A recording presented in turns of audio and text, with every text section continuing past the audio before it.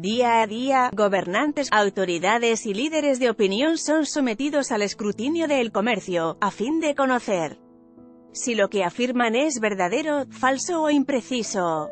En esta edición publicamos algunas de las declaraciones más relevantes del domingo 19 al viernes 24 de mayo.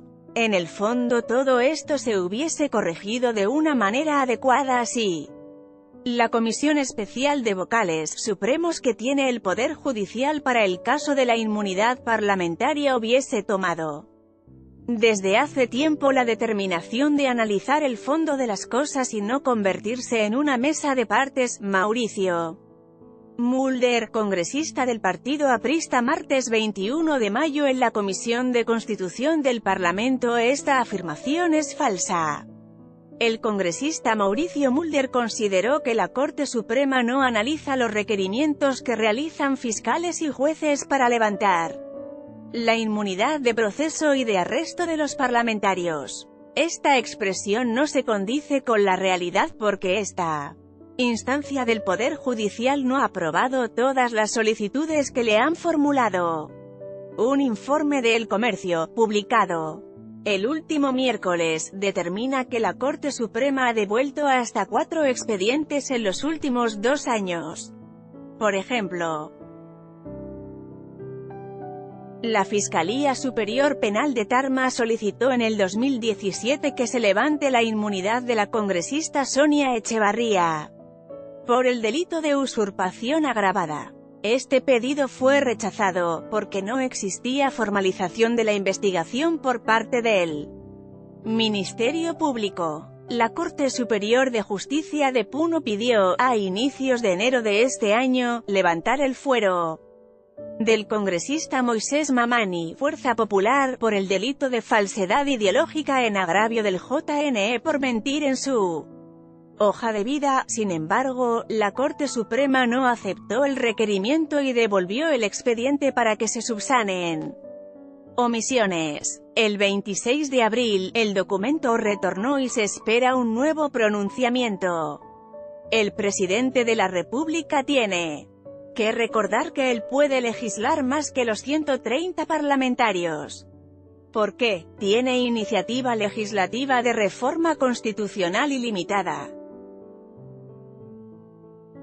Incluso puede plantear la reforma del propio Congreso. El señor Vizcarra puede emitir decretos de urgencia, los cuales tienen rango de ley en materia económica y financiera, algo que el Congreso no puede hacer. El presidente Vizcarra puede legislar más que cada uno de nosotros en la materia que quiera. Alejandra Aramayo, congresista de Fuerza Popular, martes 21 de mayo.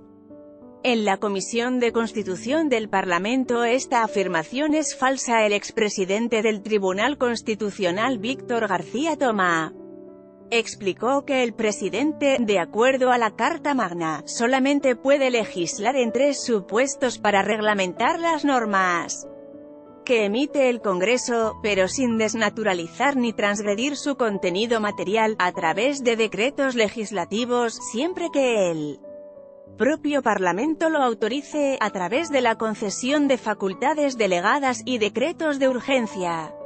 García Toma precisó que el Ejecutivo solamente puede usar los decretos de urgencia en situaciones de emergencia, como la del fenómeno del Niño Costero de 2017, los decretos legislativos y los decretos de urgencia luego tienen que ser evaluados por el Parlamento. El Congreso confirma su validez constitucional, dijo a El Comercio. Un total de 1.884 leyes han sido aprobadas por este Parlamento.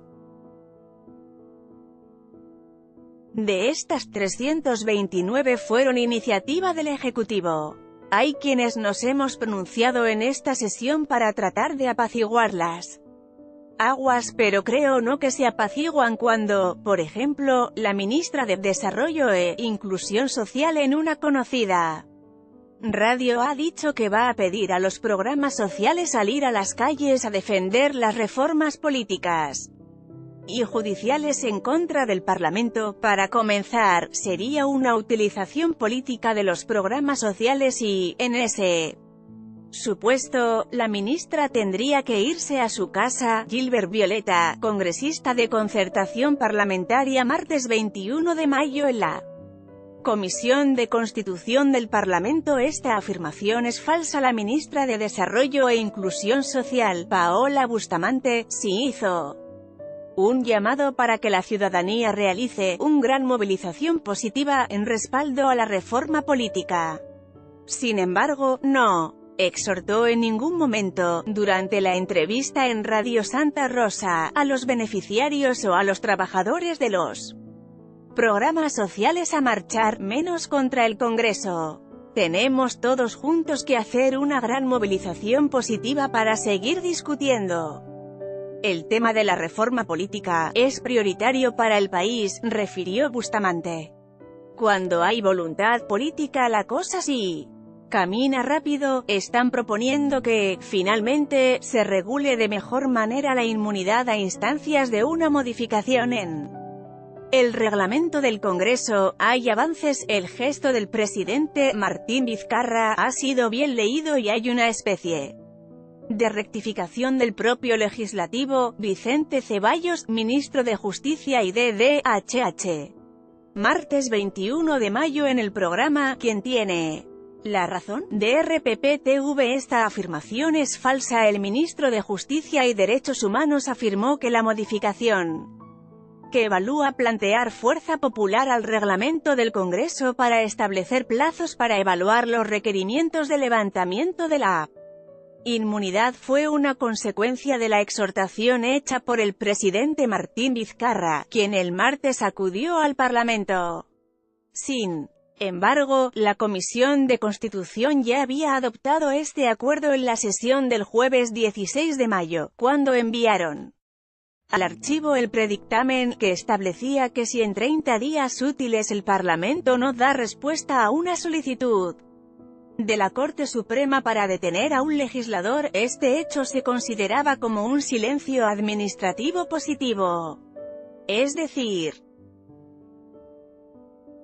se aceptaba lo requerido. No estamos proponiendo que se elimine la inmunidad parlamentaria, estamos proponiendo que no sea el propio Congreso que considere a su saber y entender si es que levanta la inmunidad o no. De 1995 para acá, hubo 109 o 110 solicitudes de la Corte Suprema para levantar la inmunidad. ¿Cuántas veces el Congreso accedió? En 10.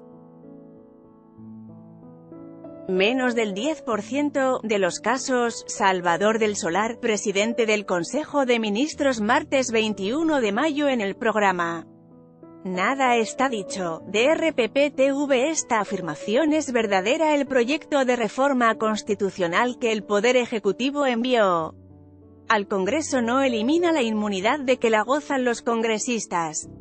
La iniciativa establece que los parlamentarios no pueden ser procesados ni detenidos sin previa autorización de la Corte Suprema de Justicia y, agrega, que esta instancia debe pronunciarse en un plazo de 30 hábiles después de haber recibido la solicitud. Actualmente, la inmunidad de proceso y de arresto solamente puede ser levantada por el Parlamento.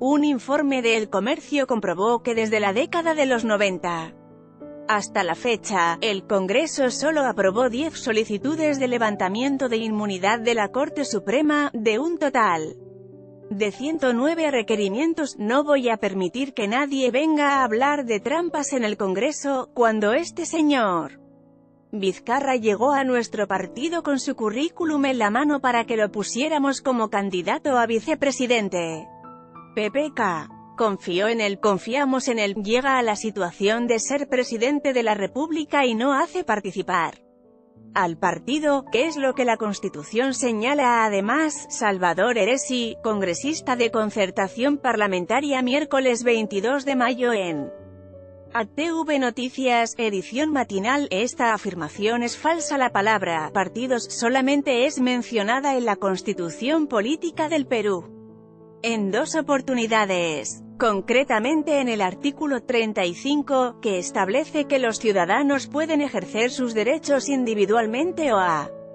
través de organizaciones políticas, como los partidos. También indica que las normas deben estar orientadas a asegurar el funcionamiento democrático de los partidos políticos, la transparencia sobre el origen de sus recursos y que tengan acceso de manera gratuita los medios de comunicación de propiedad del Estado. Sin embargo, no menciona, como lo refiere Salvador Heresi, que el presidente tenga la obligación o el deber de gobernar junto con la agrupación política con la que postuló al momento de ser elegido. El expresidente del Tribunal Constitucional Óscar Urbiola explicó que la expresión del congresista no tiene ningún asidero en un artículo expreso de la Constitución.